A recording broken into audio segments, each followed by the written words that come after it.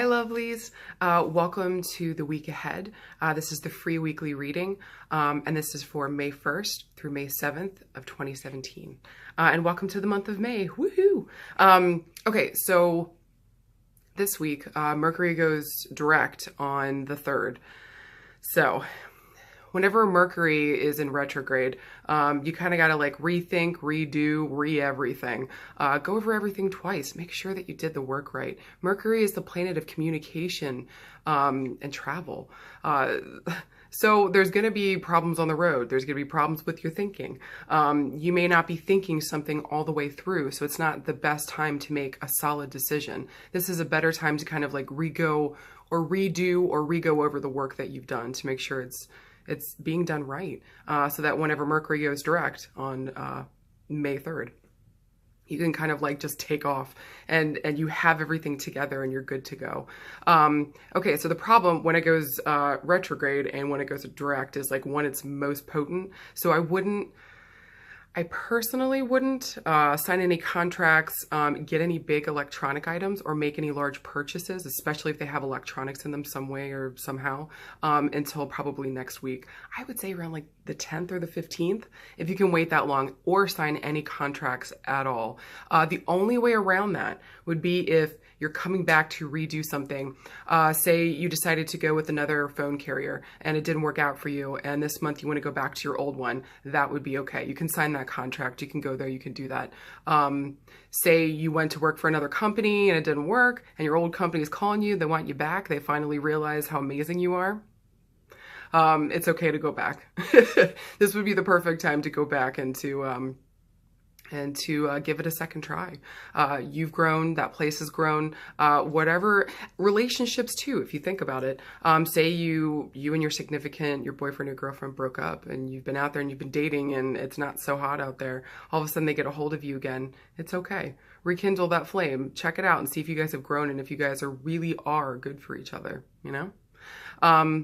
Also, too, we're still in Taurus season, and Taurus asks us to be patient, go slow. This is an earthy sign that's practical and methodical about their plans going forward. Safety and security are paramount to them. So those are going to be the big themes for us going forward. It's going to be kind of a crazy week. You're going to need some patience with Mercury going direct on Wednesday the 3rd. So just make sure that you take extra time. You give yourself extra space to travel. If you've got like a deadline coming up, give yourself extra time. Don't procrastinate. Don't put it off to the last minute. I'm so guilty of that. Don't do it. This is a time to give yourself that space to really get the right work done, whatever it is that you're going towards. But yeah. Okay, so Taurus is known for being a little bit stubborn too, so just kind of like, you know, watch out this week for, you know, digging your heels in and not compromising. It would behoove you to compromise this week if and where you can. And just kind of be open to what's coming to you this week. Again, I would not take action until next week. And kind of just plan out your steps. Make sure that you got everything in a row. And who knows what this week might throw at you. Once Mercury goes direct, it might be a little crazy. So just make sure, yeah, you've got everything together, all your ducks in a row, and take your time with whatever you're doing. All right, I'll stop talking at you. So what I'm gonna do next is I'm gonna put up each card. Pick any card that you're drawn to. If you're drawn to all three, that's awesome. If you're just drawn to one, that's cool too. All right, so this is for card number 1.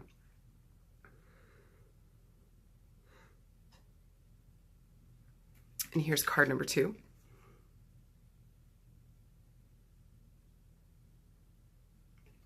And here's card number 3. All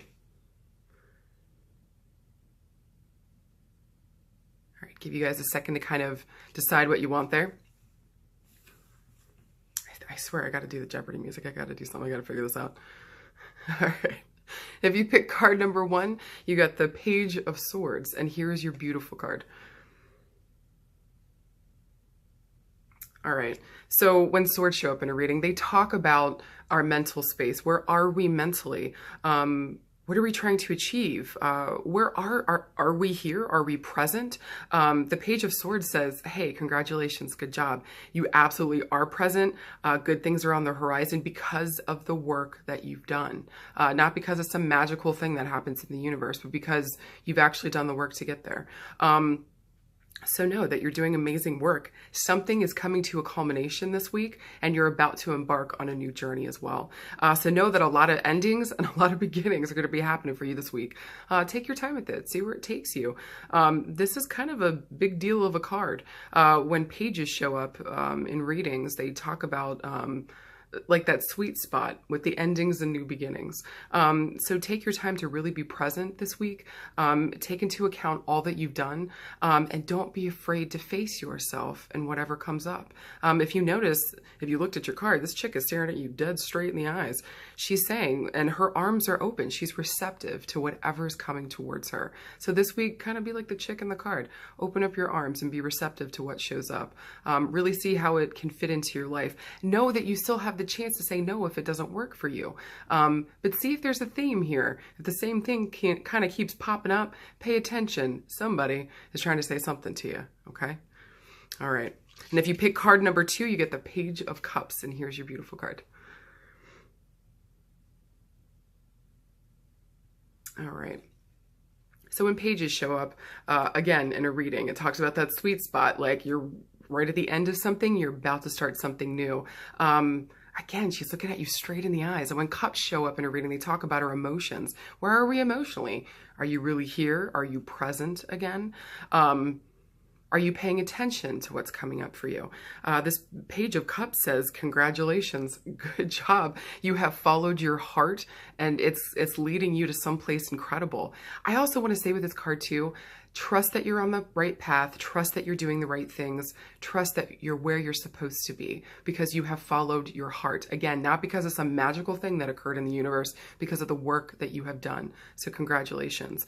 I'd also like you to notice too, the water in the background. When water shows up in a reading, not only does it talk about our emotions, it talks about our psychic impressions, our gut instincts, our psychic abilities. So pay attention to your intuition this week, or what you receive or what you get or what comes up for you. Something or someone is trying to talk to you. So pay attention to what that thing is. Write it down. If it's easier for you to visually see something, write it down so that you can really absorb it, and really take into account all that this thing means for you. It's going to be an emotional week, but I feel like it's going to be really good. And I want to say congratulations and keep up the good work. All right. And if you pick card number 3, you got the Knight of Cups. And here's your beautiful card.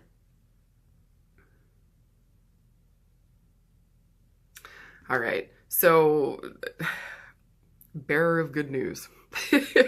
Good things are on the horizon for you. Good things are happening. She looks a little sad in this card, the chick on the card.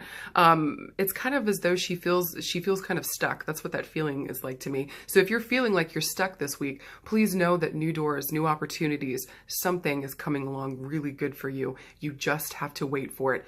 It's almost like saying to you that good things are happening in the background, even though you may not realize what's going on.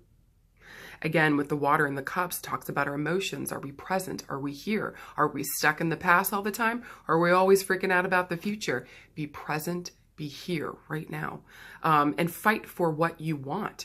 Fight for what you want. This is the time to make things happen. Also, too, there might be a call for you to go back to school, or education, or like a certification, or even just a class. Make sure that if you want to improve upon a lesson or you want to improve upon a skill that you have, go and take classes this week or going forward. Schedule those for yourself and take time to take care of you. There might be a pull to the past this week too. You're done. Stop it. No more. Stop going back there. You don't need to. You don't need to. You don't need to. All right. If you notice in the card, her body is kind of facing towards the past, but her face, she's looking towards the future. Again, this call to find balance there and to be present in the moment, knowing that you don't have to keep getting pulled to the past and that the future will take care of itself. All you have truly is right here, right now. Deal with what you got and make things happen for you. I want to say that you've got this and good stuff is on the way. So congratulations again. You guys, this was so awesome. The cards pulled this week were absolutely amazing and big hitters and big things are happening for us. And I don't know about you guys, but I'm ready for it. Bring it on, universe. Like, I'm sick of this weird in-between feeling. So, and Mercury retrograde will make you feel like that too, you know? Like, you can't really move forward. You're being asked to be patient, which is perfect during Taurus season because that is a patient sign that can see the path ahead methodically and just takes it step by step. So follow suit this week and do that. Also too, the stone that I chose this week is selenite. So I don't know if you can see it too well. It's a beautiful stone. It's kind of translucent. Don't stick the sucker in water, okay? It will dissolve, don't do it. If you need to cleanse or clear selenite, which you rarely ever do, I think this one and kyanite are the only stones that don't need to be cleansed. They actually cleanse other stones, woohoo. Kind of see it as like a charging station, if you will. Yeah, just make sure you don't stick it in water. This is, talk about a calming, soothing, relaxing stone that helps you connect with your higher self. This stone is incredible to have if you're having nightmares, you're having a hard time getting to sleep. Stick a chunk of this next to your bed, and you should be good to go. Yeah, it's just calming and soothing, reminds you to be right here, right now, and that you've got this. Kind of like eliminating that fear and removing toxicity and negativity from you. So sometimes I like to, if I've had a really difficult reading or I went into like a really nasty haunted house and I'm feeling kind of icky afterwards, or maybe I'm just having a rough day, I'll take a wand of this and I'll just, you know, go all over my chakras and cleanse and clear myself. So this week, kind of do that. It's another way, another tool for you to get grounded, especially in this Taurus season, this earthy sign. Get grounded this week. And remember, you guys, this is your week. Make it an amazing one. You've got this. All right, guys, thank you. And I'll see you next time. Bye.